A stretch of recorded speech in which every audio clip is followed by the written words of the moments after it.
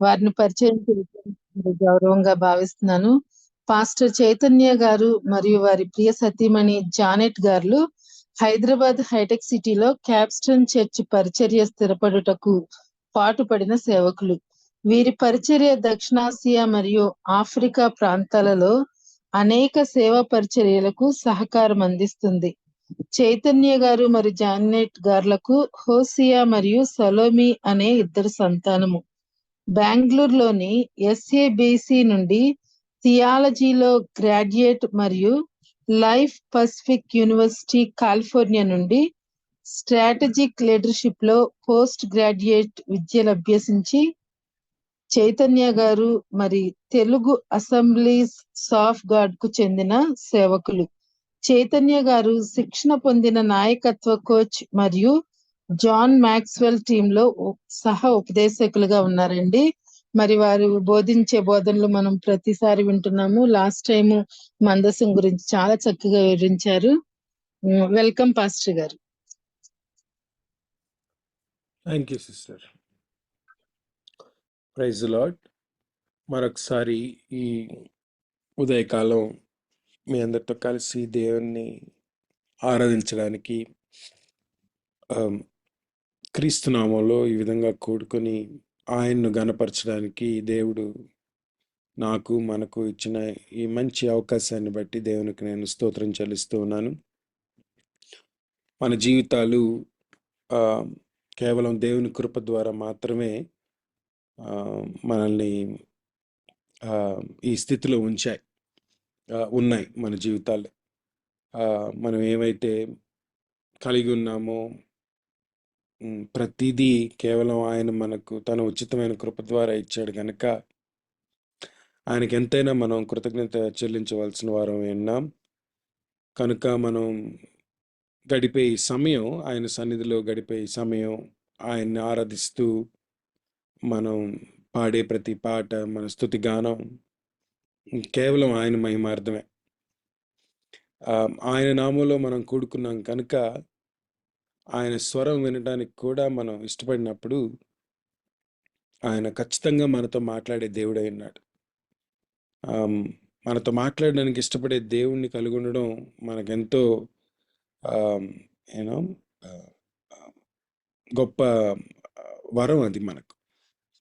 కనుక మన దేవుడు ఈ దినం మనతో మాట్లాడబోతున్నాడని నమ్మి మన హృదయాలను మనసులను దేవునికి తెరిచి పరిశుద్ధాత్మ దేవుడు మనతో మాట్లాడినట్లుగా మనం కోరుకుందాం.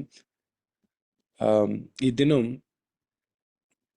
పరిశుద్ధాత్మ దేవుడు నా హృదయంలో ఒక కీర్తన భాగంలో నుంచి ఒక వచనాన్ని నా మనసులో ఉంచాడు.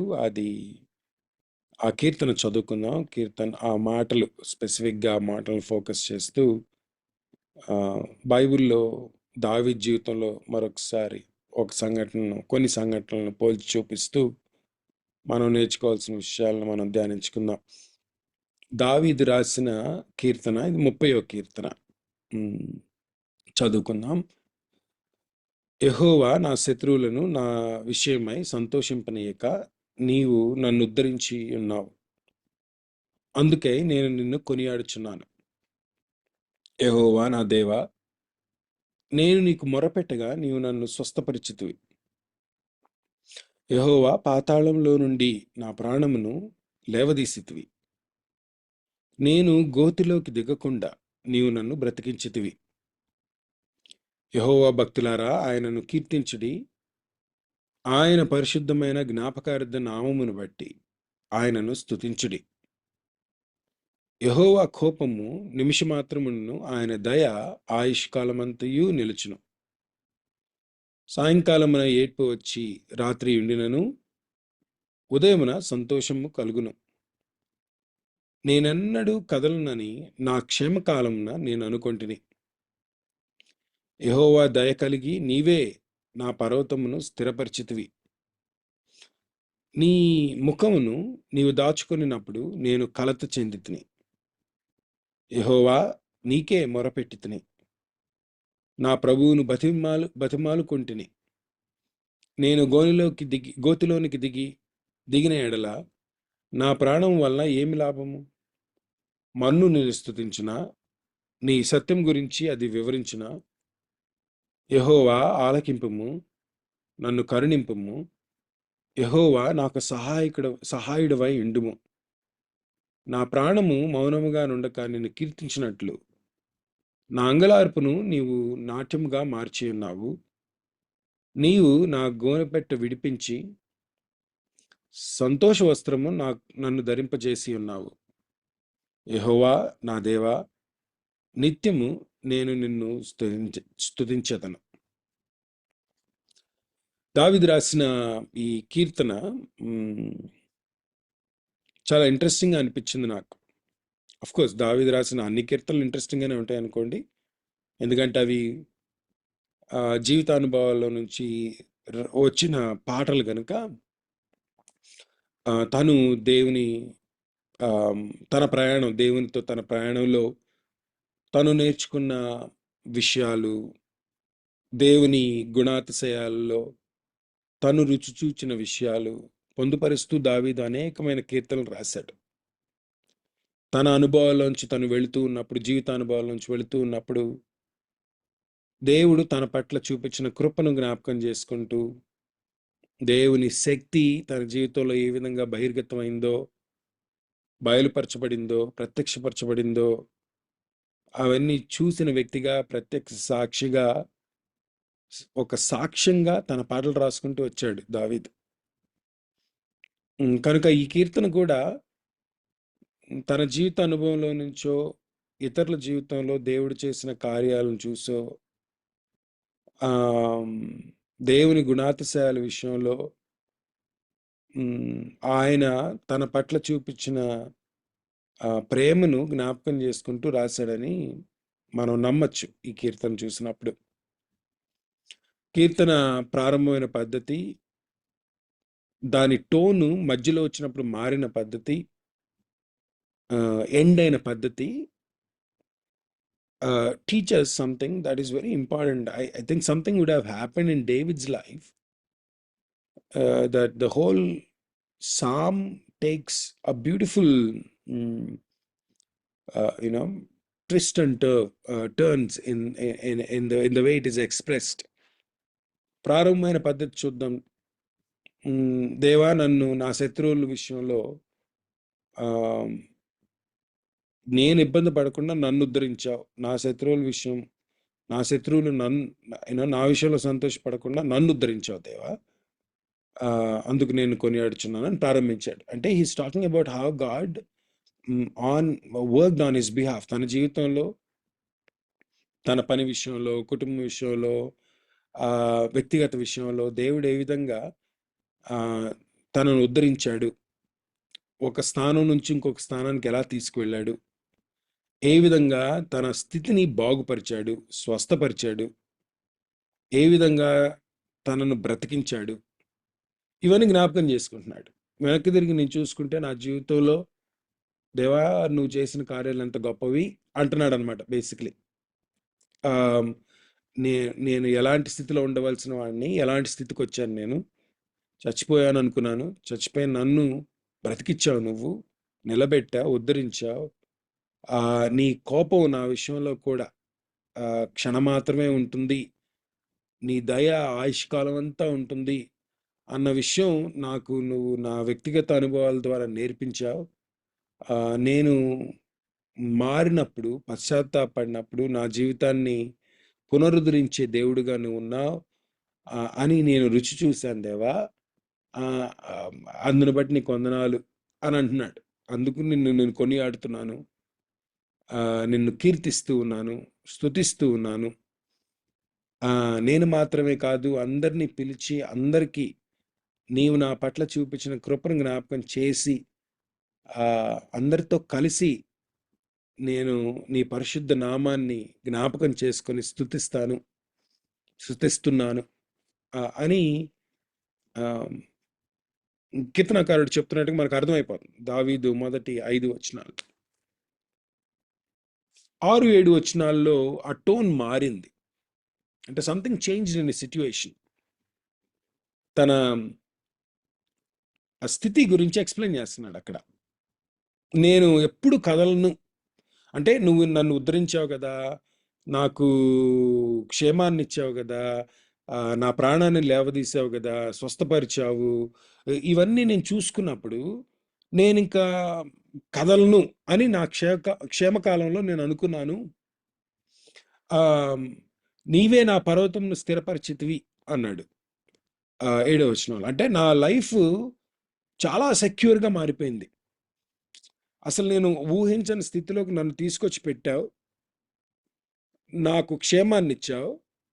ఆ క్షేమం నేనున్న స్థితి చూసుకున్నప్పుడు ఒక పర్వతం లాగా నేను సెక్యూర్గా ఉన్నాను అనుకుంటున్నాను. నేను క్షేమంగా ఉన్నాను. ఇక నన్ను నువ్వు ఇచ్చిన ఈ ఉద్ధరణ వలన నన్నెవడు ఆపలేడు ఇంకా అనుకున్న స్థితిలో నేను ఉన్నప్పుడు నువ్వు నీ ముఖమును దాచుకుంటివి అన్నాడు. You turn away from me. It's completely different scene from what I was before. ఈ మొదటి 5 వచనాల్లో తను పోర్ట్రేట్ చేసిన సిట్యుయేషన్, క్షేమకాలంలో నేనున్నాను, నన్ను ఎవరు కదిలించలేరు, పర్వతంలాగా స్థిరపరచబడ్డాను అన్న ఆలోచన రావటం సహజమే. ఎందుకంటే దేవుడు మరి ఉద్ధరించాడు, స్వస్థపరిచాడు, దయ చూపించాడు, శత్రువుల నుంచి తనను క్షేమాన్నిచ్చి నిలబెట్టాడు. ఇవన్నీ వెనక్కి తిరిగి చూసుకున్నప్పుడు అమ్మ నా జీవితం ఇంకా సెట్ అయింది, మంచి స్టేజ్కి తీసుకొచ్చాడు దేవుడు నన్ను అని అనుకోవడంలో తప్పులేదు.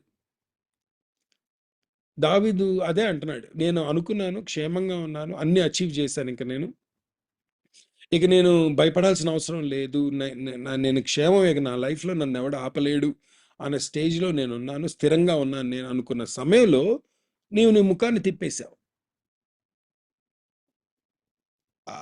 నీవు దాచుకున్నప్పుడు నేను కలెక్ట్ చెందితిని అంటాడు. తెలుగులో చాలా సింపుల్గా ట్రాన్స్లేట్ చేసాం మనం మా మాటని. నేను నీ ముఖమును నీవు దాచుకున్నప్పుడు నేను కలెక్ట్ చెందితిని అంటే అదేదో హృదయంలో కలవరం అనుకుంటున్నాం. ఇంగ్లీష్లో అదే వచనాన్ని కొంచెం డిఫరెంట్ వొకాబులరీ యూజ్ చేసి ట్రాన్స్లేట్ చేశారు. Then you turned away from me, when you turned away from me I was shattered అని ఉంది ఇంగ్లీష్లో. ఇది కేవలం కలత చెందడం కాదు, నా గుండె బద్దలైపోయింది అంటున్నాడు అనమాట.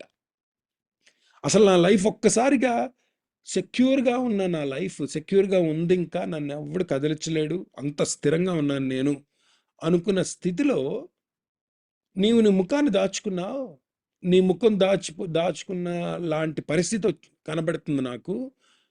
ఎందుకు నీవు ముఖాన్ని దాచుకుంటున్నావు అనుకుంటున్నానంటే, నా లైఫ్ ఒక మౌంటైన్ లాగా సెక్యూర్గా ఉందనుకుంటే ముక్కలు ముక్కలు అయిపోయింది అంటున్నాడు. ఇది కేవలం కలత చెందడం కాదనమాట. It's a situation where he saw his life falling apart like pieces of glass. కింద పడి ముక్కలైపోయిన గ్లాస్ లాగా తన జీవితం షాటర్ అయిపోయింది ఒక్క సెకండ్లో. సెక్యూర్గా ఉన్నాను అనుకున్నాను, ఒక్కసారి పోయాను. పర్వతం ఎక్కాను అనుకున్నాను, పర్వతంలాగా స్థిరపడ్డాను అనుకున్నాను. అసలు ఊహించని పరిణామం ఇది నా జీవితంలో.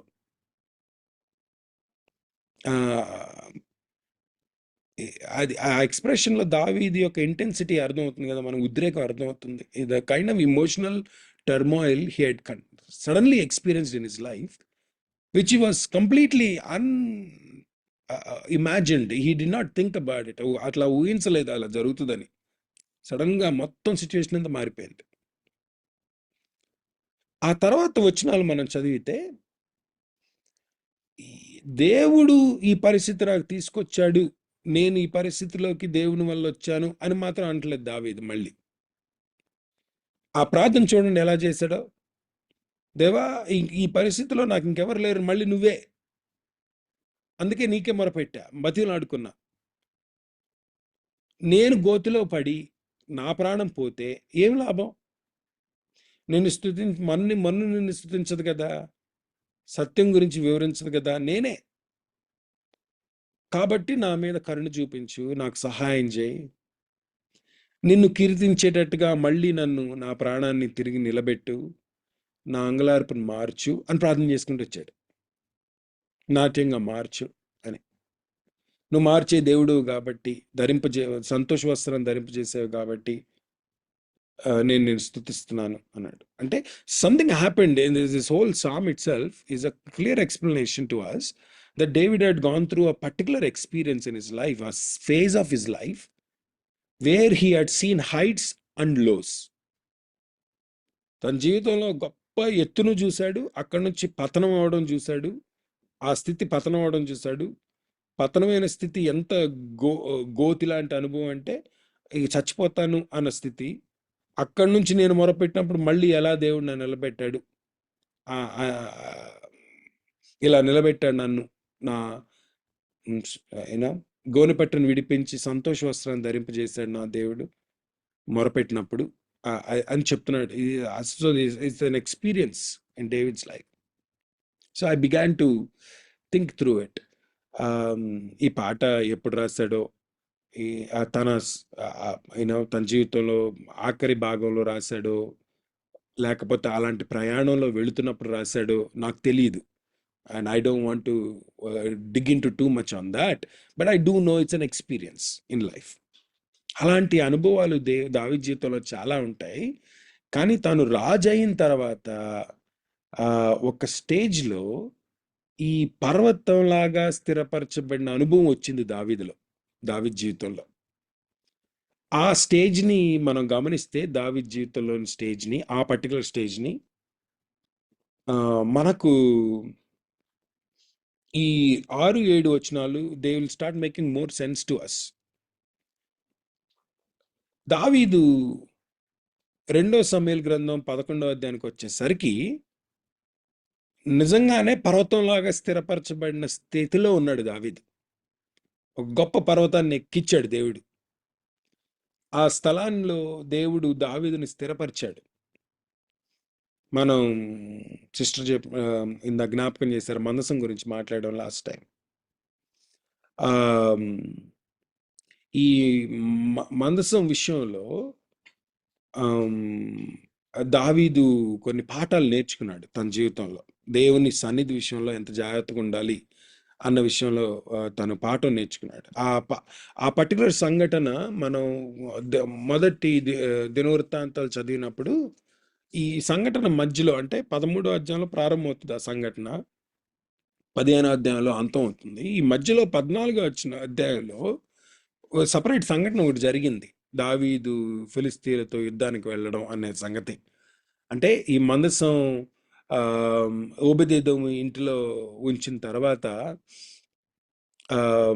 3 నెలలు టైం పట్టింది. ఆ 3 నెలల్లో, అంటే దావీదు వెళ్ళి తిరిగి తెచ్చుకోవడానికి, ఆ 3 నెలల్లో దేవుడు దావీదుకి చాలా పాఠాలు నేర్పించాడు. విధేయత విషయంలో, దేవుని పనిని తూచా తప్పకుండా చేసే విషయంలో, ఇలాంటి విషయాలు కొన్ని నేర్చుకున్నాడు. తన జీవితంలో శుద్ధ మనసుతో దేవుని కార్యాలు చేయడం ఏంటో, దాని యొక్క ప్రాముఖ్యత ఏంటో నేర్చుకున్నాడు దావీదు. అయితే ఆ 14వ అధ్యాయంలో ఆ 3 నెలల్లో జరిగిన ఒక వెరీ ఇంపార్టెంట్ విషయం ఏంటంటే, దావీదు ఫిలిస్తీన్లతో యుద్ధం చేయడం. 2 సార్లు ఫిలిస్తీన్లు దావీదు మీదకి వచ్చారు. మనం ఆ 14వ అధ్యాయంలో చదువుతాం ఆ విషయాన్ని. మొదటి దినవృత్తాంతంలో 14వ అధ్యాయంలో దావీదు అప్పుడే రాజయ్యాడు. ఇజ్రాయెల్ మొత్తం మీదకి రాజయ్యాడు, స్థిరపరచబడుతున్నాడు. దేవుడు దావీదుని ఆ స్టేజ్కి తీసుకొస్తున్నాడు. ఆ 14వ అధ్యాయం ప్రారంభం ఎట్లవుతుందంటే, హీరామ్ రాజు దావీదు దగ్గరికి కానుకలు పంపించినట్టుగా మనం చూస్తాం. So 14th chapter starts off by saying David understood God had established him as a king. రాజుగా తనను స్థిరపరిచాడు అన్న విషయం దావీదుకి అర్థమైంది అని 14వ అధ్యాయం ప్రారంభం అవుతుంది. అది ఎలా స్థిరపరిచాడని ఎలా అర్థమైందో ఇక తర్వాత సంఘటన అంతా మనకు చెప్తున్నాడు అనమాట, వివరణ ఇస్తున్నాడు రచయిత. దావీదు మీదకి ఫిలిస్తీన్లు యుద్ధానికి వచ్చారు. ఆ యుద్ధానికి వచ్చినప్పుడు దావీదు దేవుని దగ్గర గోజాడాడు, తన ప్రార్థన చేశాడు, దేవా ఏం చేయాలి అని. యుద్ధానికి వెళ్ళాలా వద్దా అని దేవుని అడిగినప్పుడు దేవుడు వెళ్ళమని చెప్పాడు. యుద్ధానికి వెళ్ళు, నువ్వు విజయం సాధిస్తావు అన్నాడు. తను లేచి వెళ్ళి ఆ యుద్ధ భూమిలో యుద్ధం చేసి ఫిలిస్తీన్లను ఓడించి వెనక్కి వచ్చాడు. ఈ వెనక్కి వచ్చిన తర్వాత కొన్ని వారాల తర్వాత ఓడిపోయిన ఫిలిస్తీన్లు ఇంకా ఎక్కువ మందిని గ్యాదర్ చేసుకొని మళ్ళీ యుద్ధానికి వచ్చారు. అంటే దావీదు విషయంలో వీడు కొత్తగా రాజయ్యాడు, వీడిని భయపెట్టాలి అనేది వాళ్ళ ఉద్దేశం. పదే పదే దాడి చేయడం వల్ల దావీదు జంకుతాడన్న అనుకున్నారేమో. రెండోసారి మళ్ళీ యుద్ధానికి వచ్చినప్పుడు దావీదు మళ్ళీ ప్రార్థన చేశాడు దేవునితో, దేవా నేను యుద్ధానికి వెళ్ళాలా లేదా అని. దేవుడు వెళ్ళమన్నాడు. ఈసారి యుద్ధ భూమిలోకి వెళ్ళి నువ్వు యుద్ధం చేయకుండా నేను చెప్పింది చెయ్యి అని చెప్పి ఏం చేయాలో చెప్పుకుంటూ వచ్చాడు దేవుడు. ఈసారి యుద్ధంలోకి నేను వెళ్తాను ముందు, కనుక నేను వెళ్ళే శబ్దము నువ్వు ఆ యుద్ధ భూమి దగ్గరకు వచ్చి అక్కడ నిలబడు అంచుల్లో, యుద్ధ భూమిలోకి వెళ్లకుండా ఆ శబ్దం చెట్లపై నుంచి రావటం అనేది నువ్వు వింటావు. నువ్వు ఎప్పుడైతే if you hear the sound of marching army from the top of popular trees, you would know that the Lord has marched into the battle field before you అన్నాడు దేవుడు. ఆ శబ్దం వినబడినప్పుడు యుద్ధ భూమిలోకి నీకంటే ముందు దేవుని సైన్యం వెళ్ళినట్టుగా నీకు అర్థం అవుతుంది. అప్పుడు నువ్వు యుద్ధంలోకి వెళ్ళు అన్నాడు. ముందుసారేమో నువ్వు వెళ్ళు యుద్ధం చేయన్నాడు. ఈసారి నువ్వు ఆగు, నేను వెళ్తాను యుద్ధానికి అంటున్నాడు దేవుడు. So I will go in to the battle field and you follow me.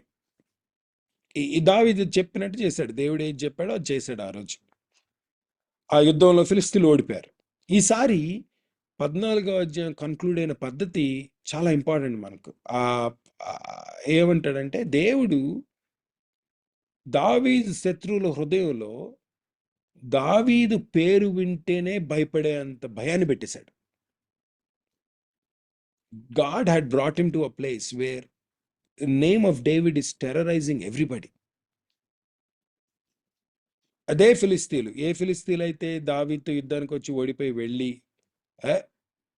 ఏదో ఫ్లూక్గా గెలిచాడేమో మళ్ళీ వెళ్దాం అని యుద్ధ భూమిలోకి మళ్ళీ తిరిగి వచ్చిన ఫిలిస్తీన్ గుండెల్లో దేవుడు దావీదంటే భయాన్ని పెట్టేశాడు.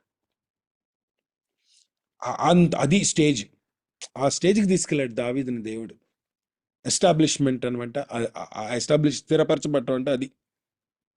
శత్రువులు దావీదుని చూసి దావీదు పేరు వింటేనే భయపడే స్టేజ్లోకి తీసుకొచ్చాడు దావీదుని. ఇక్కడ దావీదు గొప్పతనం ఏమి లేదు, దేవుని గొప్పతనం అదంతా. అదే విషయం 30వ కీర్తనలో దావీదు చెప్తుంది, దేవా నువ్వు నా క్షేమాన్ని తీసుకొచ్చావు, నా శత్రువుల నుంచి నన్ను క్షేమాన్ని ఇచ్చావు, నా శత్రువుల ముందు నన్ను ఉద్ధరించావు. అదే చెప్తున్నాడు దావీదు. ఆ విషయంలో డౌట్ లేదు. దేవుడు తనని ఈ స్థానంలో పెట్టాడు, ఇంత దూరం తీసుకొచ్చాడు. కనుక నేను క్షేమం అనుకున్నాను అంటున్నాడు దావీదు. అందుకు నేను క్షేమం అనుకుంటున్నాను, స్థిరపరచబడ్డాను అనుకున్నాను అన్నాడు. ఆ స్టేజ్లో ఉన్నాడు. 10వ అధ్యాయం ఎండింగ్కి వచ్చేసరికి, మనం 2 సమూయేలు గ్రంథం 10వ అధ్యాయం ఎండింగ్ వచ్చేసరికి ఆ స్టేజ్లో ఉన్నాడు దావీదు. కానీ 11వ అధ్యాయం ప్రారంభం నుంచి అంత ఎత్తులో ఉన్న దావీదు ఎలా దిగజారుతూ వచ్చాడో కనపడుతుంది మనకు. It's a regression. The progression was great. పైకి ఎక్కడం అద్భుతంగా ఎక్కాడు దావీదు. అక్కడి నుంచి రిగ్రెస్ అయిన పద్ధతి, the way he fell down అనలేను, కానీ దేవుడిచ్చిన అంత గొప్ప స్థానం నుంచి దిగజారుతూ ఎలా వచ్చాడో మనకు ఆ 11వ అధ్యాయం నుంచి ప్రోగ్రెషన్ కనపడుతుంది. అది అప్పుడు నాకు 6-7 వచనాలు ఇంకొంచెం క్లారిటీ వచ్చిందనమాట. క్షేమంగా ఉన్నాను అనుకున్నాను, స్థిరపడ్డాను అనుకున్నాను, ఇక నన్ను ఎవడేం చేయలేడులే అని అనుకున్నాను, అయినా నువ్వు ముఖం దాచుకునే పరిస్థితి వచ్చింది నాకు. మనల్ని ప్రేమించే దేవుడు ముఖం ఎందుకు దాచుకుంటాడు? మనల్ని కదా, ఆయన కదా తీసుకొచ్చి స్థానంలో నుంచో పెట్టింది. ఆయన ఎట్లా ముఖం దాచుకుంటాడు? ఏదో జరిగిందనమాట. నేను ఆయన తన ముఖాన్ని దాచుకునే రీతిగా ప్రవర్తించాను అనమాట. ఏదో చేశాను నేను, అందుకు ఆయన తన ముఖాన్ని దాచుకున్నాడు. తద్వారా నా జీవితం ముక్కలు అయిపోయింది. ఒక్క సెకండ్ పరిస్థితులన్నీ మారిపోయినాయి. అది ఆ ప్రోగ్రెషన్ మనం చూస్తాం, ఆ రిగ్రెషన్ మనం చూస్తాం 11వ అధ్యాయం నుంచి. ఆ 11వ అధ్యాయం నుంచి 24వ అధ్యాయానికి వచ్చేసరికి దావీదు వరుసగా ఒకటి తర్వాత ఒకటి 3 పెద్ద తప్పులు చేశాడు, పెద్ద నేరాలు చేశాడని నేను నమ్ముతున్నాను. ఒకటి, of course we all know that, right? మొదటి నేరం బెత్షెబాతో దావీదు చేసిన తప్పు కేవలం ఆ తప్పు చేయడమే కాకుండా దాన్ని కప్పిపుచ్చుకోవడానికి తను చేసిన మోసం, ఆ మోసం పనిచేయనప్పుడు తను ఇన్స్టిగేట్ చేసిన మర్డర్ ప్లాన్. టెక్నికల్గా మర్డర్ చేసినట్టే, ఎందుకంటే దావీదు ప్లాన్ కాబట్టి దేవుడు దావీదుని నేరస్తుడిగా ఎంచాడు ఆ టైంలో. అది వాస్తవం. Any court of law that would have been the guy who's planned the murder would be the main culprit. Cold blooded murder అది. It's not a passion murder. ఏదో ఆవేశంలో ఉద్రేకంలో చంపుడు కాదు కదా, ఇది ప్లాన్ చేసి మరీ జాగ్రత్తగా ఎగ్జిక్యూట్ చేశాడు దావీదు. ఒక తప్పు ఒక ఇన్నోసెంట్ బ్లడ్ని నేల మీద పడేట్టుగా చేసింది. అందుకనే నాతాను వచ్చి ఆ విషయంలో చాలా తీవ్రంగా మాట్లాడాడు దావీద్తో. God was displeased with David అని ఉంటుంది. మనం 2 సమూయేలు గ్రంథం 11వ అధ్యాయం చదివినప్పుడు గాడ్ వాజ్ వెరీ అన్హ్యాపీ అనమాట. Same God who put him on the mountain, ఆ పర్వతం మీద నుంచోబెట్టిన దేవుడే, he was displeased with David.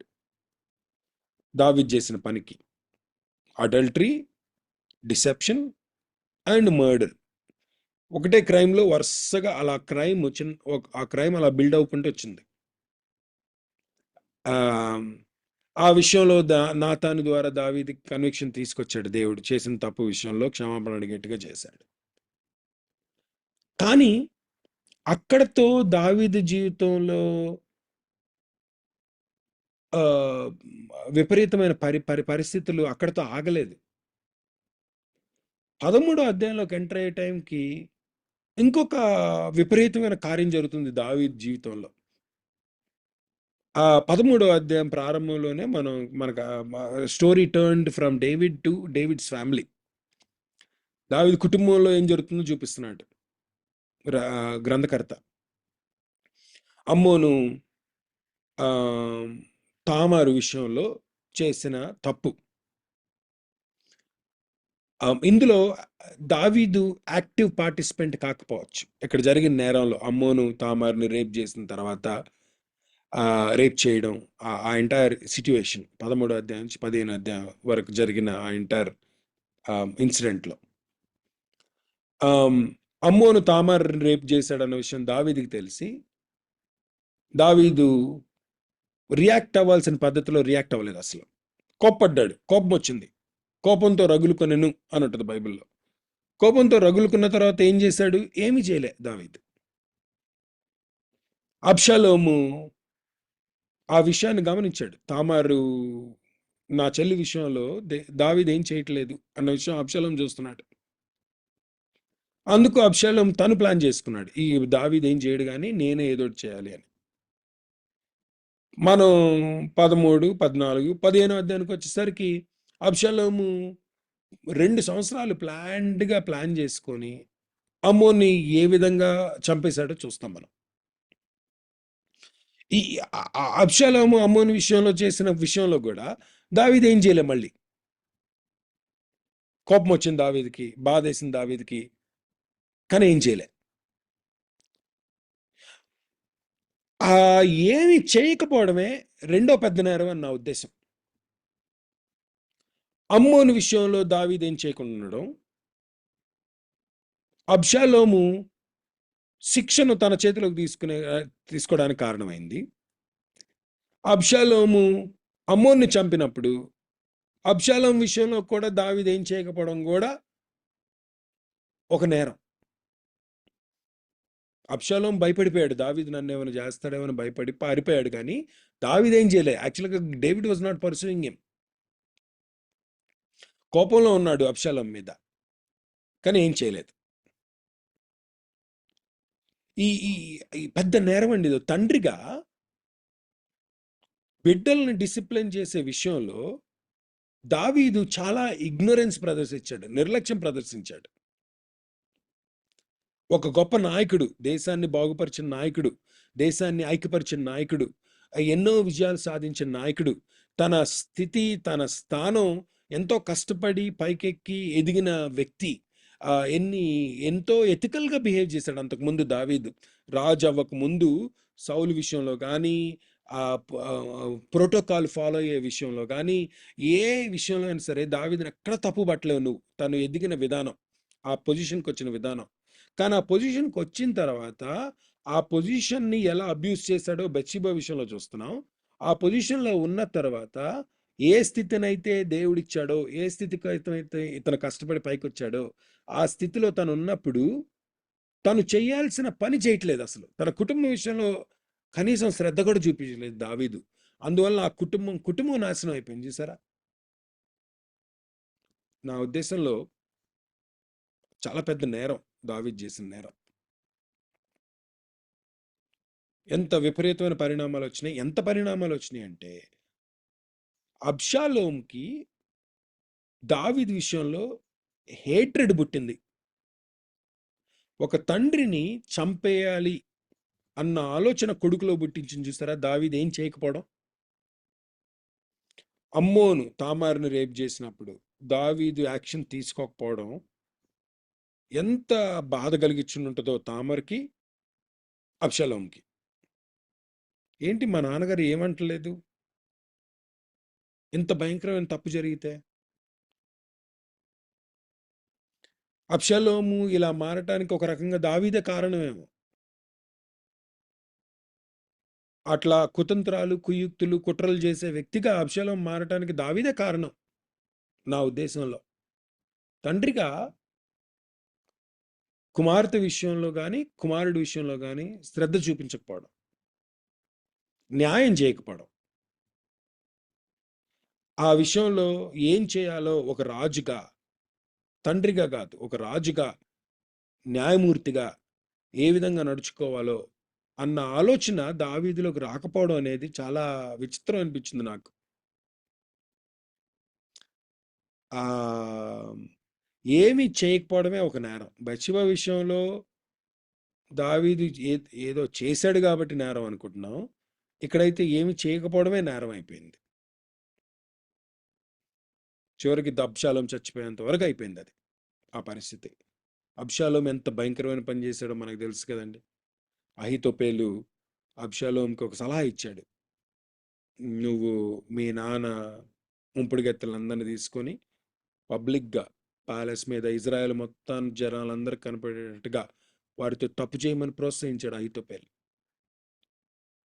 కుమారుడు తండ్రి విషయంలో ఎంత పెద్ద నేరం చేశాడో కదండి. అబ్షాలోం చేసిన పని భయంకరమైన పని. కానీ అబ్షాలోము అలా పనిచేయడానికి, అలా తయారవడానికి కారణం దావీదే. అది ఊహించని విషయం. మనకు దావీదు అలాంటి పని అలాంటి స్థితిలోకి దిగజారిపోతాడని మనం ఊహించిన విషయం. ఫస్ట్ ఆఫ్ ఆల్ బత్షెబా విషయంలో తప్పు చేస్తాడు అన్నదే మనం ఊహించిన విషయం అయితే, బిడ్డ విషయంలో న్యాయం చేయకుండా ఉంటాడు అనేది ఇంకా ఊహించిన విషయం మనం. మూడో నేరం దావీదు చేసిన మూడో నేరం 24వ అధ్యాయానికి వచ్చేసరికి బయటకు వస్తుంది మనకి. అది నేరం అని ఎందుకు అంటున్నానంటే, యోవాబు లాంటి వ్యక్తే దావీదుతో బాబు నువ్వు ఈ పని చేయకని అడిగేశాడు. యోవాబు నిజానికి ఈ ఈ గ్రాండ్స్ ఈ హిస్టరీలో మనం ఈ జోవాబు లైఫ్ని చదువుతా ఉంటే, దావీదు సేనాధిపతి కదా, ఈ వ్యక్తి చేసే పనులు, కుయుక్తులు, కుతంత్రాలు, అసలు తన యుద్ధ నీతి, రాజనీతి చాలా కుయుక్తితో నిండింది యోవాబుది.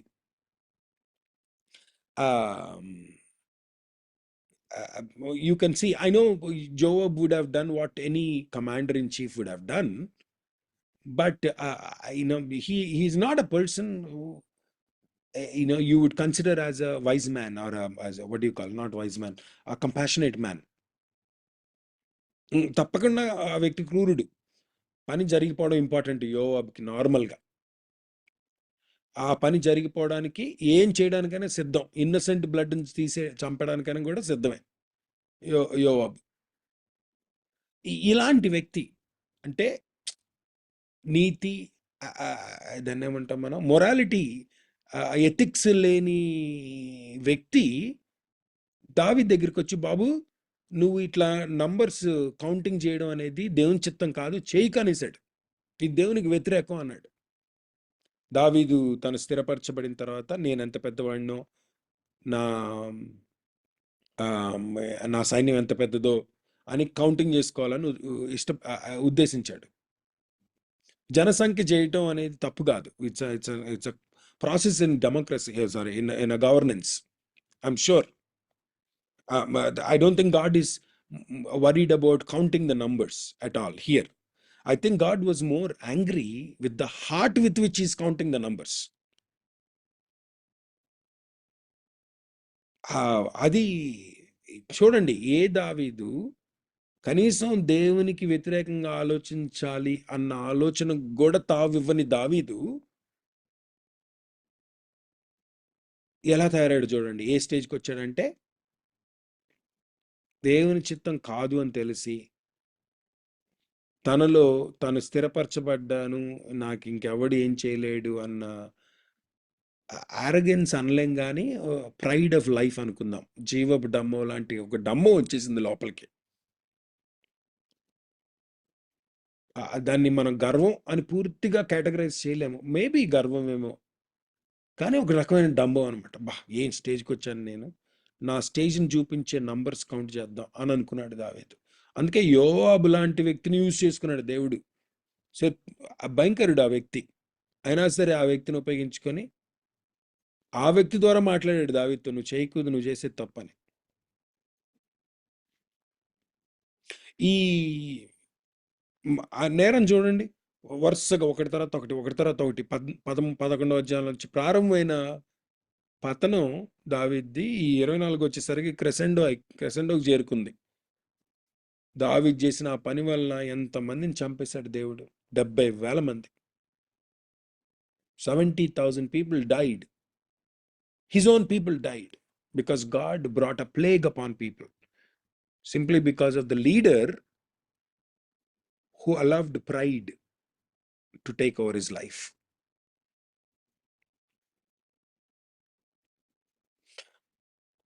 తన అధికారాన్ని దుర్వినియోగం చేశాడు. ఆ దుర్వినియోగం చేయటం బెత్షెబా విషయంలో 2 వ్యక్తుల మరణానికి కారణమైంది. ఉరాయా చనిపోయాడు, అలాగే బెత్షెబా కడుపులో ఉన్న బిడ్డ చనిపోయాడు. 2 చనిపోయారు. కుటుంబం విషయంలో న్యాయం చేయడం, ధర్మం చేయడం అన్న విషయంలో నిర్లక్ష్యం చూపించినందుకు 2 కుటుంబస్తులు చనిపోయారు. 2 బిడ్డలు చనిపోయారు. అమ్మోను, రాజు అవ్వాల్సిన అమ్మోను చచ్చిపోయాడు. తప్పు చేశాడు అమ్మోను. తాను ఎంతో ప్రేమించే అబ్షాలోము చచ్చిపోయాడు. 2 చచ్చిపోయారు. నాయకుడిగా కుటుంబాన్ని నిర్లక్ష్యం చేయడం అనేది ఎంత పెద్ద నేరం చూడండి. ఇప్పుడు దేవుడు మనల్ని మన స్థానాల్ని ఒక స్థానం నుంచి ఇంకో స్థానానికి ఎత్తేటప్పుడు మన కళ్ళు మన కుటుంబం మీద ఉండాలి అన్న విషయం ఎంత ప్రాముఖ్యమో మనకు అర్థమవుద్ది. ఇప్పుడు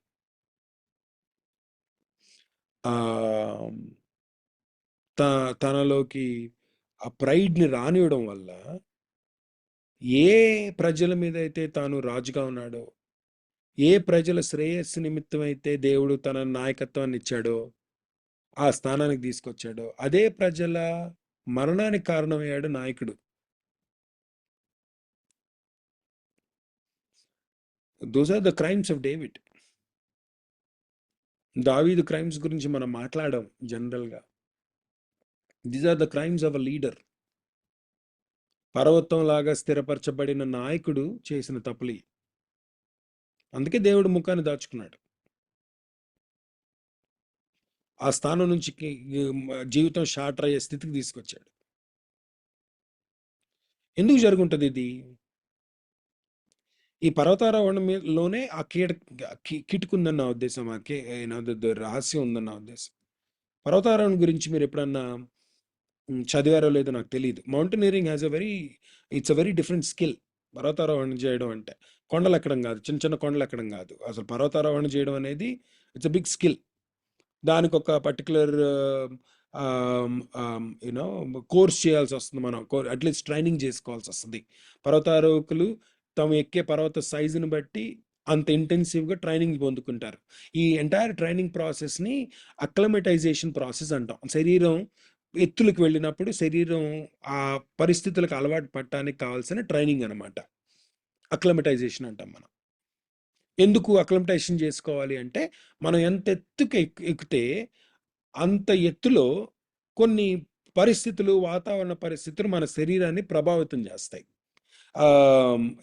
ఎక్కువ హై ఆల్టిట్యూడ్స్కి వెళ్ళినప్పుడు బ్రెయిన్ మన బ్రెయిన్ మెదడు జనరల్గా వాయడం ప్రారంభిస్తుంది. మెదడు వ్యాధి కాదు కానీ మెదడు వాయడం వాస్తుంది. శరీరంలో ఫ్లో అవుతున్న బ్లడ్ థిక్ అయిపోతుంది. ఆక్సిజన్ లెవెల్ తగ్గుతూ ఉంటాయి. దాని ద్వారా యూనో ఓరియంటేషన్ మారిపోద్ది. హెవీ నాజియేటిక్ ఫీలింగ్ అనమాట అప్పుడు. తద్వారా బుర్ర పని చేయకుండా ఉండే స్టేజ్ని పొందుకుంటాం మనం. హై ఆల్టిట్యూడ్స్లో బాడీ ముందుగానే ట్రైన్ అవ్వకపోతే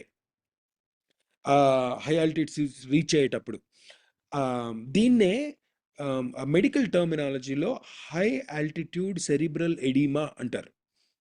హై ఆల్టిట్యూడ్ సెరిబ్రల్ ఎడిమా ఇది నిజమైన వ్యాధి అండి. ఇది అంటే పర్వతానికి ఎక్కే కొద్దీ, హైట్కి వెళ్ళే కొద్దీ ఇలాంటి జబ్బు వచ్చే అవకాశం ఉంటుంది. ఇలాంటి స్టేజ్ వచ్చే అవకాశం ఉంటుంది ఎత్తులకి ఎక్కేవాడికి.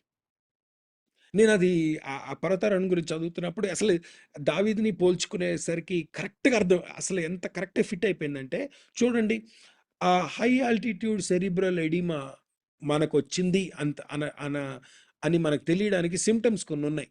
4 మేజర్ సిమ్టమ్స్ అవి. చాలా ఉన్నాయి సిమ్టమ్స్. 4 మేజర్ సిమ్టమ్స్ చూపిస్తా. మొదటిది యూ విల్ హ్యావ్ డిసోరియంటేషన్. ఆ స్టేజ్కి స్టేజ్కి వచ్చేసరికి ఫోకస్ పోతుంది.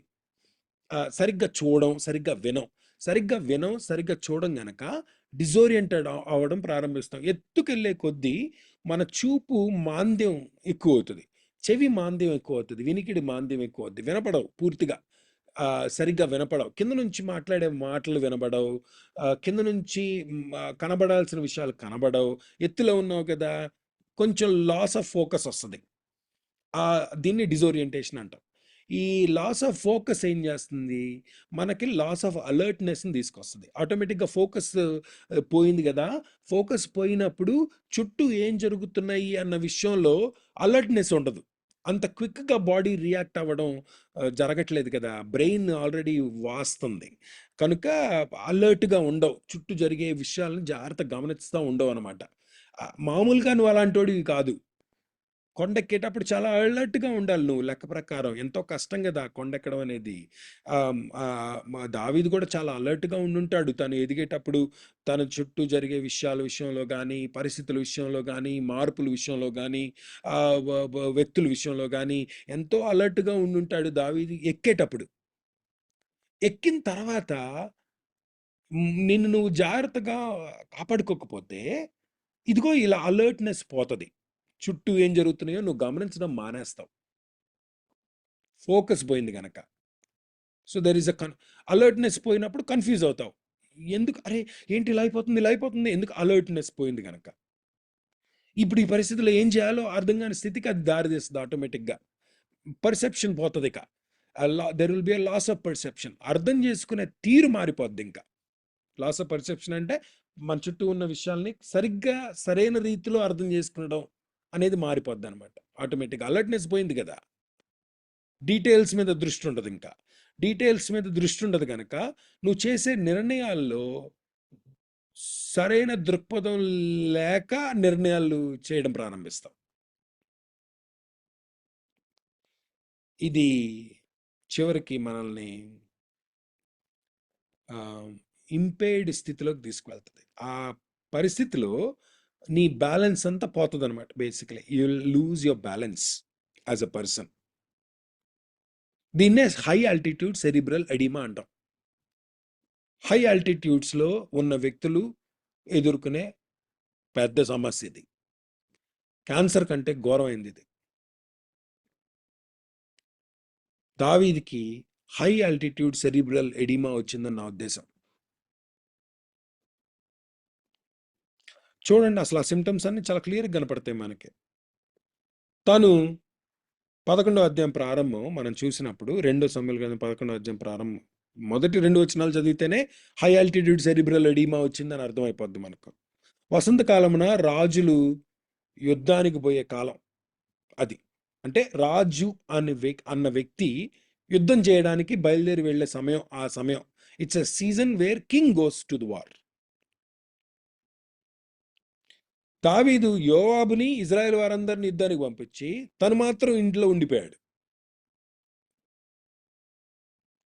దావీదు యెరూషలేములో ఉండిపోయాడు. ఒక రాజుగా తన బాధ్యత ఒక పర్టికులర్ సీజన్ ఎప్పుడు యుద్ధం చేయలేడు అనుకుందాం, కరెక్టే, కాదంటలేదు. కానీ ఒక రాజుగా తన బాధ్యత ఆ పర్టికులర్ సీజన్లో యుద్ధం చేయడం, దట్స్ హిజ్ రెస్పాన్సిబిలిటీ. కానీ హై ఆల్టిట్యూడ్ సెరిబ్రల్ వచ్చిన ఎడిమా వచ్చిన నాయకులు ఇలా ఉంటారనమాట. ఏ పని చేయాలో ఆ పని చేయకుండా ఉంటే నీకు ఏ రెస్పాన్సిబిలిటీ ఇవ్వబడిందో ఆ రెస్పాన్సిబిలిటీ మీద నీ దృష్టి లేకపోతే దేని మీద నీ దృష్టి పడకూడదో దాని మీద పడుతుంది నీ దృష్టి. మనలో చాలామంది మనం చేయాల్సిన పని మనం ఆపేసి వేరే వాళ్ళు చేయాల్సిన పని మీద దృష్టి పెడతాం.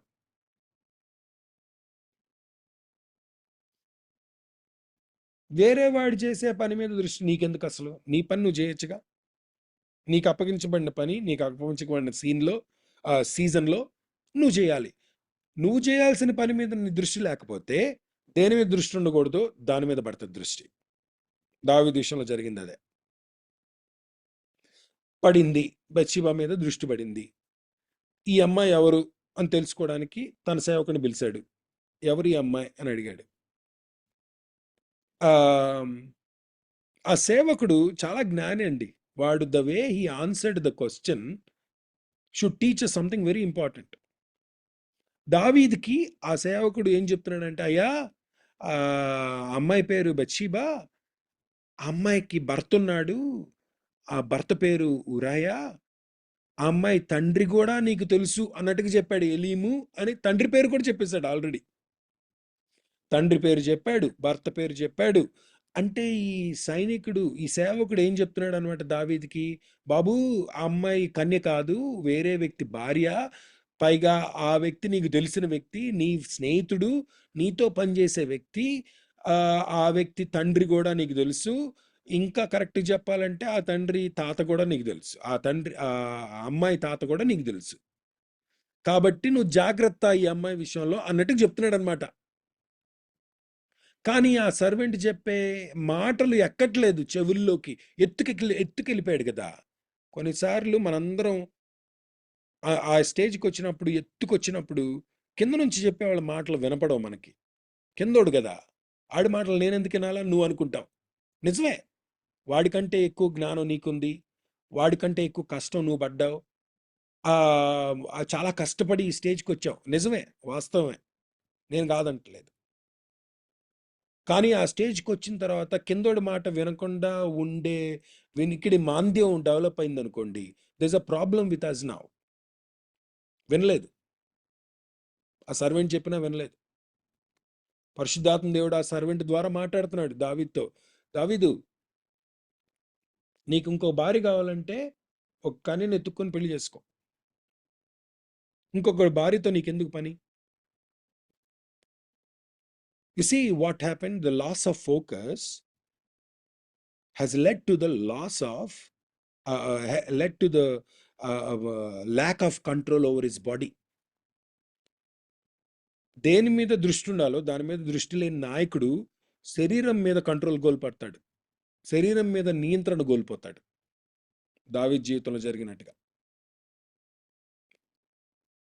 చాలా సటిల్గా దేవుడు ఆ సేవకుడిని ఉపయోగించుకొని మాట్లాడాడు దావీదుతో. వినలేదు దావీదు. అప్పుడు చేసిన తప్పు మర్డర్ దాకా లీడ్ అయింది. దేవుడు మనల్ని ఉన్నత స్థానానికి తీసుకువెళ్ళేటప్పుడు, మనల్ని ఎదిగించి చేసేటప్పుడు, పర్వతం లాంటి స్థితుల్లోకి మనల్ని తీసుకువెళ్తున్నప్పుడు మనం చాలా జాగ్రత్త పడాలి ఈ విషయంలో. We should never lose our focus and we should be willing to make changes, alter courses. లేకపోతే పర్సెప్షన్ పోతుంది, ఇంకా అలర్ట్నెస్ పోతుంది. అదే జరిగింది, అలర్ట్నెస్ పోయింది. ఇంకా మైండ్ని మైండ్ మీద ఉండాల్సిన నియంత్రణ పోయింది. శరీరం మీద నియంత్రణ కోల్పోయిన వెంటనే అది ఆటోమేటిక్గా మైండ్ మీద నియంత్రణ, ఆలోచన విషయంలో నియంత్రణ కోల్పోయేటట్టుగా చేస్తుంది దావీదుని. ఏమి ఎలా ఆలోచించాలో, ఏ మాటలు ఎలా అర్థం చేసుకోవాలో అన్న స్టేజ్ దాటిపోయాడు దావీదు. వింటలేదు, ఎవరి మాట వింటలేదు. చెడ్డోడా అంటే కాదు కదా, దావీదేం చెడ్డోడు కాదు, నువ్వు నేను చెడ్డోళ్ళమేం కాదు, పాపులం కరెక్టే. మనం పాపులమైనా సరే దేవుడు మన మీద దయ చూపించి మనకి ఈ స్థితి ఇస్తున్నాడు. కావాలని చెడు చేసే రకాలం కాదు మనం. కానీ ఆ స్టేజ్కి వచ్చినప్పుడు మన దృష్టి దేని మీద ఉండాలో దాని మీద లేకపోతే ఇదిగో ఇలా అవుతుంది. శరీరం మీద నియంత్రణ పోతుంది, అది ఆటోమేటిక్గా ఆలోచన మీద నియంత్రణ కోల్పోయేట్టుగా చేస్తుంది. That means you will lose your perception, you will lose your alertness in life. ఆ అలర్ట్నెస్ పోవడం ద్వారా దేనికి ప్రాధాన్యత ఇవ్వాలో అది దానికి ప్రాధాన్యత ఇచ్చే స్థితిలో ఉండవు ఇక మనం. నాతాను వచ్చాడు, తర్వాత చెప్పాడు నువ్వు చేసిన తప్పు అని, దావీదు క్షమాపణ అడిగాడు. కానీ అప్పటికే ఆలోచన అలర్ట్నెస్ పోయింది దావీదు జీవితంలో. అందుకనే కుటుంబంలో ఏం జరుగుతుంది అన్న విషయం మీద దృష్టి పెట్టలేదు ఇక దావీదు. రికవరీ ప్రాసెస్లోనే ఉండిపోయాడు. చూసారా, ఆ రికవరీ ప్రాసెస్లో థాట్స్ని గ్యాదర్ చేసుకునే టైంలో ఇల్లు చెడిపోయింది, కుటుంబం చెడిపోయింది, నెగ్లెక్టెడ్ ఫ్యామిలీ కంప్లీట్లీ. మనలో ఎవరికి ఆ స్థితి రాకూడదండి. మనం పర్వతం ఎక్కడం ప్రాబ్లం కాదు ఇక్కడ, పర్వతంలో స్థిరపరచబట్టం కూడా ప్రాబ్లం కాదు. మన విషయంలో దేవుని చిత్తం, నా ఉద్దేశంలో అదే, మనల్ని మంచి స్థానంలోకి తీసుకువెళ్ళడం, మన ద్వారా తన చిత్తాన్ని భూలోకంలో జరిగించడం, ఇది దేవుని చిత్తం. It's a good thing. So నేను పర్వతం ఎక్కడం ప్రాబ్లం అంటలేదు, పర్వతంలో స్థిరపరచడం కూడా ప్రాబ్లం అంటలేదు. కానీ ఎక్కేటప్పుడు, స్థిరపరచబడినప్పుడు దేనికి ప్రాధాన్యత ఇవ్వాలో దానికి ప్రాధాన్యత ఇవ్వాలి. అంటే నువ్వు ఏ పని చేయాలో దాని మీద నీ దృష్టి ఉండాలి, నీ మైండ్ అలర్ట్గా ఉండాలి ఆ టైంలో, ముఖ్యంగా నీ కుటుంబం విషయంలో. ఆ అలర్ట్నెస్ పోవడం వల్ల తన కుటుంబం విషయంలో నియంత్రణ కోల్పోయి నిర్ణయాల విషయంలో నియంత్రణ కోల్పోయాడు ఇక దావీదు. చూడండి, ప్రోగ్రెషన్ చూడండి. తన శరీరం మీద నియంత్రణ కోల్పోయాడు, అది ఆటోమేటిక్గా ఆలోచనల మీద నియంత్రణ కోల్పోయేట్టుగా చేసింది. ఆలోచనల మీద నియంత్రణ కోల్పోయిన దావీదు తను చేసే నిర్ణయాల విషయంలో కూడా నియంత్రణ కోల్పోయాడు ఇక. He is not deciding properly now. ఇది కాదుగా, ఇలాంటి దావీదుని మనం చూడలేదు ఇంతవరకు. అంతకుముందు చూసాము, దావీదు క్విక్గా నిర్ణయాలు చేయగలడు, న్యాయవంతమైన దేవుని నీతికి అనుగుణమైన నిర్ణయాలు చేసే దావీదు తెలుసు మనకు. తన చేతిలో శత్రువును చంపే అవకాశం వచ్చినా సరే ఇది చేయడం దేవుని చిత్తం కాదు అని గుర్తించే దావీదు తెలుసు మనకు, అలర్ట్గా ఉన్న దావీదు తెలుసు మనకు. ఇలాంటి దావీదు తెలియదు అసలు, ఇలాంటి దావీదు మనకు పరిచయం లేదు అంతకుముందు. నిర్ణయాల విషయంలో నియంత్రణ కోల్పోయాడు. ఏమి నిర్ణయం చేయకపోవడమే నిర్ణయం విషయంలో నియంత్రణ కోల్పోవడం అంటే నా ఉద్దేశంలో. అసలు ఏమీ చేయలేదు కుటుంబం విషయంలో. అది తన కుటుంబాన్ని నాశనం చేసే స్టేజ్కి తీసుకొచ్చింది, నాశనమే అయిపోయింది. దేవుడు మళ్ళీ దయ చూపించి దావీదుని నిలబెట్టాడు. ఇప్పుడైనా సరే గుర్తుపెట్టుకోవాలి కదా దేవుడు ఏం చేస్తున్నాడు అన్న విషయం. కానీ మనం 24వ అధ్యాయానికి వచ్చేసరికి there is a loss of memory in David completely. Disorientation అయింది, కన్ఫ్యూజన్ అయింది, అలర్ట్నెస్ పోయింది, ఆ పర్సెప్షన్ పోయింది, చివరికి మెమరీ కూడా పోయింది దావీదుకి. కాగ్నిటివ్ ఇంపైర్మెంట్ అనమాట అది. తను ఈ స్టేజ్కి రావడానికి దేవుడు కారణం అన్న విషయం కూడా మర్చిపోయే స్టేజ్కి వెళ్ళిపోయాడు దావీదు. స్పిరిచువల్ బ్యాలెన్స్ పోయింది చూసారా. కోర్స్ వీటన్నిటిలోంచి దేవుడు దావీదుకు బయటపడటానికి హెల్ప్ చేశాడు. ఆ విషయం మనకు తెలుసు. Thankfully David learned and came out of all this. And because he came out, we also can learn today from him. But he didn't have to go through all that. He lost his spiritual balance.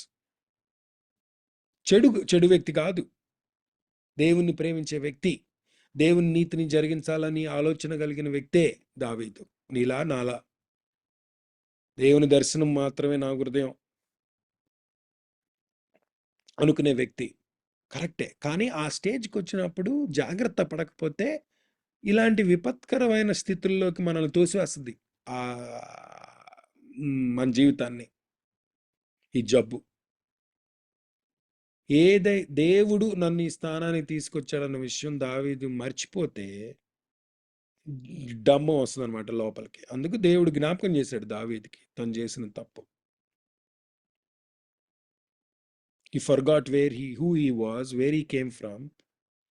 అది కొద్ది క్షణాలే, కరెక్టే, కొద్ది నిమిషాలే, కొద్ది రోజులే, కరెక్టే, నేను కాదంటలేదు.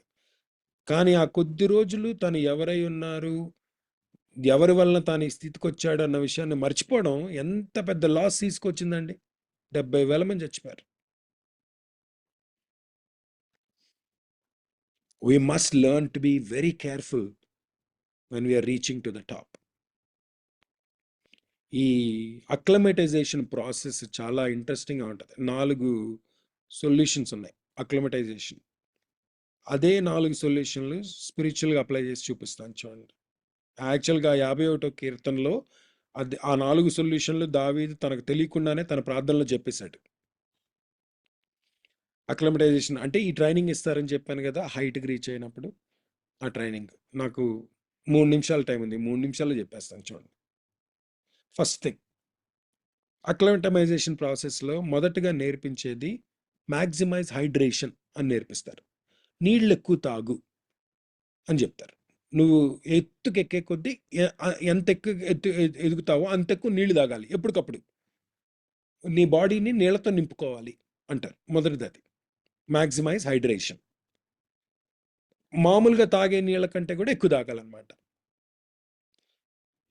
పరిశుద్ధ గ్రంథం నీటితో పోల్చబడింది. పరిశుద్ధాత్మ దేవుడు నీటితో పోల్చబడ్డాడు. యేసు ప్రభువు వారు పరిశుద్ధాత్మ దేవుడిని జీవజలం అన్నాడు. నీరు పౌలు వాక్యాన్ని నీటితో పోల్చాడు. వాక్యం చేత ఉదక స్నానం చేయించమంటాడు మనల్ని. అంటే నేను ఒక నాయకుడిగా ఉన్న స్థితి నుంచి ఉన్న స్థితికి వెళ్ళే కొద్దీ అంత ఎక్కువ వాక్యం చదవాలన్నమాట. నేను మామూలుగా నేను చదివే మోతాదు కంటే ఎక్కువ చదవాలి. మామూలుగా నేను స్పెండ్ చేసే టైం కంటే ఎక్కువ స్పెండ్ చేయాలి. మామూలుగా నేను ఈ పరిశుద్ధాత్మ దేవుని యొక్క సాంగత్యాన్ని కోరుకునే దానికంటే ఎక్కువ మోతాదులో పరిశుద్ధాత్మ దేవుని యొక్క అభిషేకాన్ని కోరుకోవాలి. నేను దాన్ని పర్సూ చేయాలన్నమాట. The higher I go, the more I need to spend with the word of God, the more I need to receive the anointing of the holy spirit. అది హైడ్రేషన్, మ్యాక్సిమైజ్ హైడ్రేషన్. అందుకే 51వ కీర్తనలో దేవా నన్ను నా జీవితంలో నుంచి నీ ఆత్మను మాత్రం తీసివేయకని ప్రార్థన చేసుకున్నాడు దావీదు. రెండోది, the second solution for acclimatisation is walk slowly, ascend slowly. అది రెండో. అంటే నీకు బలం ఉంది కదా ఇప్పుడు అని చెప్పి తొందరపడి ఎక్కువ పైకి, స్లోగా ఎక్కడమే మంచిది అని చెప్తారు. సో పర్వతారోహణ ఎక్కడం నీ ఉద్దేశం అయితే, శిఖరాగ్రహం నీకు శిఖరం చేరటం నీ గోల్ అయితే జాగ్రత్తగా ఎక్కువ, నిదానంగా ఎక్కువ, అక్కడికే జారుతావు ఎట్లాగూ. కాబట్టి ఇప్పుడు ఎనర్జీ ఉంది కదా అని తొందరపడి ఎక్కకు, ఎనర్జీ తగ్గిపోద్ది తొందరగా. కనుక గో స్లోలీ, వాక్ స్లోలీ. అంటే పేస్ యువర్ సెల్ఫ్ కేర్ఫుల్లీ అనమాట. నువ్వు వేసే ప్రతి అడుగు జాగ్రత్తగా వేసుకుంటూ వెళ్ళు. ఇట్స్ ఓకే, ఒక 2 అడుగులు స్లోగా అయినా పర్లేదు. నీకంటే నీతో ప్రారంభమైన నీకంటే ముందెళ్ళినా పర్లేదు, ఏముంది. నీకంటే వెనక ప్రారంభమైనడు పరిగెత్తుకుంటూ ముందుకు వెళ్ళిపోయినా పర్లేదు, ఏముంది. నువ్వు స్లోగా వెళ్ళు. ఎందుకంటే నువ్వు వేసే ప్రతి అడుగు, నువ్వు చేసే ప్రతి నిర్ణయం చాలా జాగ్రత్తగా ఉండాలి. రేపు మార్నింగ్ నీ వైపు తిరిగి ఎవడు నిన్ను బ్లేమ్ చేయకుండా ఉంచే స్థితిలో నువ్వు ఉండాలి. నువ్వు ఆ స్థితికి చేరిన తర్వాత నేను మీ విషయంలో ఏదన్నా అన్యాయం చేశానా అని నువ్వు అడగగలిగే ధైర్యం నీకు ఉండాలి. నా వల్ల మీకేమైనా నష్టం జరిగిందా అని చెప్పగలిగే అడగగలిగే దమ్ము నీలో ఉండాలి ఆ స్థితిలోకి వచ్చినప్పుడు. కాబట్టి జాగ్రత్తగా వెళ్ళు నీ అడుగుల్లో. You be careful how you walk. Go slowly and it's okay to go slowly. Pace yourself. సమయాలు చూస్తే మనకు ఆ విషయం అర్థం అవుతుంది. సౌలు రాజుగా అభిషేకింపబడిన తర్వాత మొదటి సమయాల గ్రంథం 12వ అధ్యాయంలో సమయంలో ప్రశ్న అడిగాడు. ఇక్కడ ఉన్న వాళ్ళల్లో ఇన్ని సంవత్సరాల నుంచి నేను నాయకుడిగా ఉన్నాను, న్యాయాధిపతిగా ఉన్నాను. ఇక్కడున్న వాళ్ళల్లో ఈ దేశం మొత్తంలో ఎవడైనా సరే నేను ఎవరి దగ్గర లంచం తీసుకున్నట్టు కానీ, అవినీతిగా ప్రవర్తించిన విధానంగా, అనైతికంగా జీవించిన విధానం కానీ ఏమన్నా ఉన్నాయా, ఎవడన్నా చూపించగలడా నా జీవితంలో ఏమన్నా అంటే ఒక్కడు కూడా చూపించలేకపోయాడు. ఒక్క తప్పు కూడా చూపించలేకపోయాడు. ఆ స్టేజ్కి సమయాలు ఎలా రాగలిగాడంటే అడుగు జాగ్రత్తగా వేసాడనమాట. Careful. So ascend slowly. Number 3, climb higher, sleep lower. పర్వతారోహణలో చాలా ఇంపార్టెంట్ ప్రిన్సిపల్ ఏంటంటే రోజుకి 1000 అడుగులు పైకెక్కితే 200 అడుగులు కిందకి దిగంటారు. రోజంతా 1000 అడుగులు ఎక్కావు, 1000 అడుగులు ఎక్కిన వ్యక్తి 200 అడుగులు కిందకి దిగాలి అంటే పాయింట్ ఏంటంటే నువ్వు 1000 అడుగులు ఎక్కినప్పుడు ఆ ప్లేస్కి నీకు ఇంకా నీ బాడీ ఇంకా సెట్ అవ్వలేదు కనుక ఆ బాడీ ఆ ప్లేస్కి సెట్ అవ్వడానికి కొంచెం కింద ఎలివేషన్లోకి దిగి అక్కడ పడుకో రాత్రులు. ఎందుకంటే రాత్రులు హయ్యర్ ఎలివేషన్లో ఆక్సిజన్ తక్కువ ఉంటుంది, శరీరం అక్లమటైజేషన్ అవ్వడం కష్టం. కనుక లోవర్ ఎలివేషన్లోకి వస్తే బాడీ టెంపరేచర్ సెట్ అవుతుంది, బాడీ పర్సెప్షన్ కరెక్ట్గా ఉంటుంది. ఆ రాత్రి అంతా నిద్రపోయినప్పుడు బాడీ సెట్ అవుద్ది అనమాట. సెట్ అయినప్పుడు నెక్స్ట్ డే మళ్ళీ ఇంకొక 1000 అడుగులు ఎక్కడం సాధ్యం అవుతుంది. ఈ ఈ ప్రిన్సిపల్ చదవగానే నాకు ప్రార్థన యొక్క ప్రాముఖ్యత ఏంటో అర్థమైంది. అప్పుడు ఎంత ఎత్తుకు దేవుడు తీసుకెళ్తాడో అంత సాగిల పడాలన్నమాట మనం నేల మీద. అంత సాగిలు పడితే రోజు ఎంత ఎత్తు పైకి తీసుకెళ్తాడో అంత కిందకి దిగాలి మనం. దేవా నువ్వే నాకు శరణం అనే స్టేజ్లో మనం ఉండాలి. ఏ రోజైతే మనం ప్రార్థన మర్చిపోతామో ఆ రోజు మన దృష్టి బెత్షెబా మీద పడుతుంది. ఏ రోజైతే ప్రార్థన మర్చిపోతామో ఆ రోజు మనం తామారు విషయంలో న్యాయం చేయం. ఏ రోజైతే మనం ప్రార్థన మర్చిపోతామో ఆ దినం మనం లెక్కలేస్తాం. మనకి ఎంత సామర్థ్యం ఉంది, ఎంత శక్తి ఉంది, ఎంత పెద్ద చర్చ్ మంది, ఎంత పెద్ద మినిస్ట్రీ మంది, ఎంత పెద్ద పొజిషన్ మంది కంపెనీస్లో, ఇట్లా ఈ పొజిషన్లో ఈ స్థితిలోకి వెళ్ళిపోతాం. ఏ దినం అయితే ప్రార్థన చేయడం మర్చిపోతామో ఎక్కడ నుంచి మనం వచ్చామన్న విషయం కూడా మర్చిపోతాం. David forgot because he forgot to buckle down to his knees. Number 4, the fourth one, and చాలా విచిత్రం అనిపించింది నాకు ఇది. తుఫాన్లో తప్ప మిగతా టైంలో నీ చెవులు ఓపెన్గా పెట్టుకోమంటారు. ఎక్స్పోజ్ యువర్ ఇయర్స్ అన్నాడు. ఎందుకు ఎక్స్పోజ్ యువర్ ఇయర్స్ అంటే పర్వతారోహణ ఎక్కేటప్పుడు నీ చెవులే నీ శరీరంలో జరిగే మార్పులకు ఎవిడెన్స్. నీ చెవులు నీ బాడీ టెంపరేచరు, నీ బాడీ రెగ్యులేషను, నీ బాడీలో ఏం జరుగుతుందన్న విషయాన్ని నీకు సెన్స్ ఇచ్చేయి అంట. మన ఉద్దేశంలో మనం పైకెక్కే కొద్ది చెవులు మూసుకోలేము అనుకుంటాం మనం, కానీ అప్పుడు చెవులు తెరిచుండాలి. చెవులు ఆ టైంలో తెరిచుంటే నీ ఓరియంటేషన్ కరెక్ట్గా ఉంటుంది అంటాడు. మంచు తుఫాన్ పడితే తప్ప. ఎంత ఇంపార్టెంట్ అండి చెవులు బయట పెట్టడం, చెవులు ఓపెన్గా ఉంచడం. అసలు ఎంత సింపుల్ ప్రిన్సిపల్ చూసారా? దేవుని స్వరం వినపడాలి అంటే మన చెవులు మూసుకోకూడదు. దేవుని స్వరం ఎవరి ద్వారానైనా సరే వినిపించబడగలదు. అది నీ దగ్గర పనిచేసే సేవకుడై ఉండొచ్చు, లేదా నీ సేనాధిపతి అయి ఉండొచ్చు. దేవుని స్వరం మనతో ఎప్పుడు మాట్లాడుతూనే ఉంటుంది. దేవుడు మనతో మాట్లాడే దేవుడు గనక, ముఖ్యంగా మన విషయంలో శ్రద్ధ కలిగిన దేవుడు గనక మాట్లాడుతూనే ఉంటాడు. ఎప్పుడు డిసిప్లిన్ చేయడానికి ప్రయత్నం చేస్తాడు, మనల్ని శిక్షించడానికి కాదు, మనం సరైన దారిలో ఉండడానికి. కనుక చెవులు మూసుకుంటే దేవుని స్వరం వినపడదు. ఎత్తెక్కే కొద్దీ అంత ఎక్కువ ఓపెన్ ఉండాలన్నమాట మన చెవులు, మన హృదయం. దేవుని స్వరం వినటానికి. సో యాజ్ ఐ క్లోజ్, మళ్ళీ చెప్తున్నాను, మనం ఎదగడం ప్రాబ్లం కాదు, ఉన్నత స్థానానికి వెళ్ళటం ప్రాబ్లం కాదు. ఇక్కడ అసలు మనల్ని ఎత్తాలి అని ఆలోచించే దేవుడు మన దేవుడు. ఆ స్టేజ్లో మనల్ని ఉంచాలి అని ఇష్టపడే దేవుడు. కానీ ఆ స్టేజ్కి వెళ్ళేటప్పుడు, అది పరిచర్యలో కావచ్చు, ఉద్యోగంలో కావచ్చు, వ్యాపారంలో కావచ్చు, ఎక్కడైనా సరే, ఆ స్టేజ్కి వెళ్ళేటప్పుడు ఎంత ఎత్తెదుగుతున్నామో అంత జాగ్రత్త పడాలి మనం. May God help us as we grow in our lives and reach to the top of the mountains, so that our life won't be shattered at all. దావీదు హృదయం కలత చెంది జీవితం బద్దలయ్యే స్టేజ్లోకి మనం వెళ్ళొద్దు. దావీదు అనుభవంలో నుంచి దేవుడు మనకు నేర్పిస్తున్న విషయం అది. May we learn that quickly and may we live according to the word of God. ప్రార్థన చేసుకుందాం. ఈ ఉదయం మనల్ని మనం సమర్పించుకొని, దేవా, నీ మాటను బట్టి నీ వందనాలు. నీ మాట్లాడిన మాటలు మా జీవితంలో మేము అప్లై చేసుకోవడానికి సహాయం చేయి అని చిన్న ప్రార్థన. తండ్రి, మరొకసారి ఈ ఉదయాన్ని బట్టి నీకు వందనాలు ప్రభువా. అటెండ్ అయి నీ వాక్యం వింటున్న ప్రతి వ్యక్తిని బట్టి నీకు వందనాలు. వారి జీవితాలను బట్టి నీకు వందనాలు. వారి జీవితం పట్ల నీవు కలిగి ఉన్న గొప్ప ఆలోచన బట్టి నీకు వందనాలు. ఇక్కడున్న ప్రతి వ్యక్తి నిన్ను ప్రేమించే వ్యక్తి దేవా. నీ కొరకు కష్టపడి సేవ చేస్తున్న వ్యక్తులే.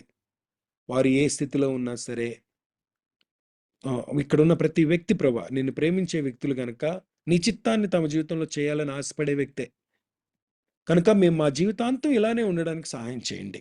నువ్వు ఎంత ఎత్తు తీసుకువెళ్ళినా సరే మేము అంత జాగ్రత్తగా ఉండేట్టుగా మాకు సహాయం చేయండి. మేము అలా ఉండాలని కోరుకునే దేవుడు కనుక మేము దేని మీద దృష్టి పెట్టాలో దాని మీద మా దృష్టి ఉంచండి. దేని విషయంలో ప్రాధాన్యత ఇవ్వాలో దాని విషయంలో ప్రాధాన్యత ఇచ్చే వ్యక్తులుగా మమ్మల్ని ఉంచండి. దేని విషయంలో మేము తగ్గింపు కలిగి ఉండాలో దాని విషయంలో మాకు తగ్గింపు దయచేయండి. మేము ఎంత ఎత్తెదిగినా అది కేవలం నీ కృప వల్ల మాత్రమే అన్న విషయం మేము ఎప్పుడు జ్ఞాపకం ఉంచినట్టుగా మాకు సహాయం చేయండి. నీ వాక్యం ద్వారా, నీ పరిశుద్ధాత్మ ద్వారా ఎప్పటికప్పుడు మమ్మల్ని సవాలు చేస్తూ సరిచేస్తూ మేము నీ సన్నిధిలో మాత్రమే ఉండే వ్యక్తులుగా ఉంచండి.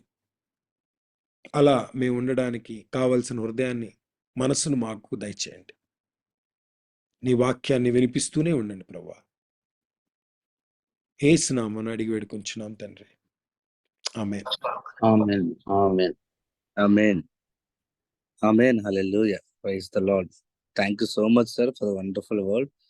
ఆత్మకి ఎంతగానో దీవించబడ్డాము, ఆశీర్వదించబడ్డాము అని బట్టి దేవునికి వందనాలు. సహవాసం తరపున మీకు మా హృదయపూర్వక వందనాలు అయ్యారు. ప్రార్థన చేసుకొని ముగించుకుందామండి.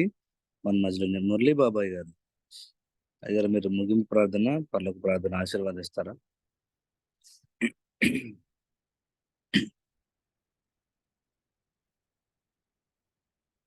మురళీ బాబాయ్ గారు, పాస్టర్ గారు, మురళీ బాబాయ్ గారు, మీరు సిద్ధంగా ఉన్నట్లయితే ప్రార్థన చేయవలసిన కోరుచున్నాను.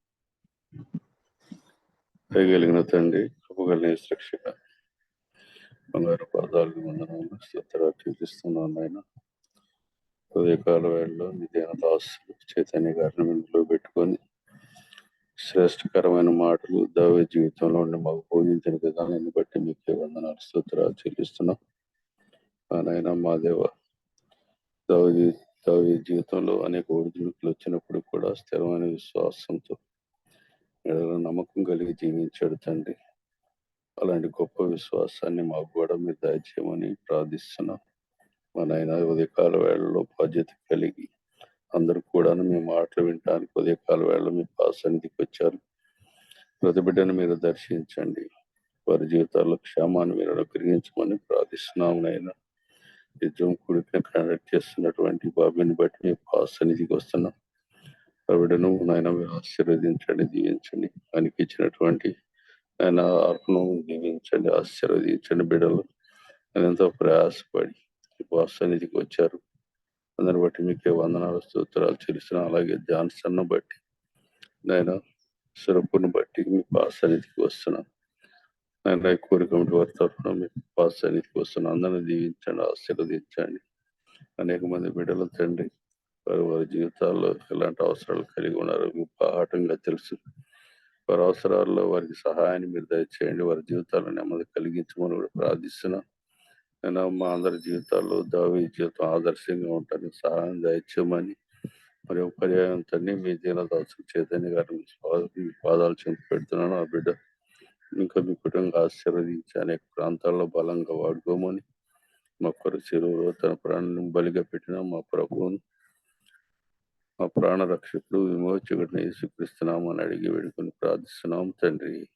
ఆమేన్. పరలోకమందున్న మా తండ్రి నీ నామం పరిశుద్ధపరచబడునుగా, నీ రాజ్యం వచ్చునుగా, చిత్తం పరలోకమందు నెరవేర్చినట్టు భూమి యందున నెరవేరునుగా. మనదిన ఆహారం నేడు మాకు దయచేయి. మా ఇళ్ళ అపరాధము చేసిన వారిని క్షమించిన ప్రకారం మా అపరాధము క్షమించము. శోధనలోనికి ఏకాదశి తప్పించు. రాజ్యము శక్తి మహిమ నిరంతరం మీరై ఉన్నారు తండ్రి. ఆమె పరమ తండ్రి దేవుని ప్రేమ, కుమారుడని యేసుక్రీస్తు వారి కృప, ఆదరణకర్త అయిన పరిశుద్ధాత్మ దేవుని అన్యోన్య సహవాసం జూములో చేరిన ప్రతి బిడ్డకును వారి కుటుంబాలకును వాక్యం అందించినటువంటి ప్రియబిడ్డ చైతన్య గారికి వారి కుటుంబానికి నడిపిస్తున్నటువంటి బిడ్డలందరికీ సదాకాలం చూడ నడిపించును గాక. ఆమేన్. ఆమేన్. ఆమేన్. ఆమేన్. హల్లెలూయా. Praise the Lord. Thank you so much అయ్య గారు. చేరొచ్చిన మీ అందరికి వందాలండి. మరొకసారి సహవాసం తరపున చైతన్య గారికి కృతజ్ఞతలు. మెసేజెస్ అన్ని మన యూట్యూబ్ లో రికార్డింగ్స్ అవైలబుల్ ఉంటాయండి, దయచేసి గమనించగలరు. ప్రతిరోజు సేమ్ లింక్ ఉంటుందండి, గమనిస్తారని ఒక తెలియజేస్తున్నాము. మరి ఇందాక రమణ మిగడయ్య గారు చెప్పిన అంశాలు మీ వ్యక్తిగత ప్రార్థనలో కూడా జ్ఞాపకం చేసుకోగలరు. చేరొచ్చిన మీ అందరికి వందాలండి. Have wonderful day today. Praise the Lord అందరికీ. Thank you all.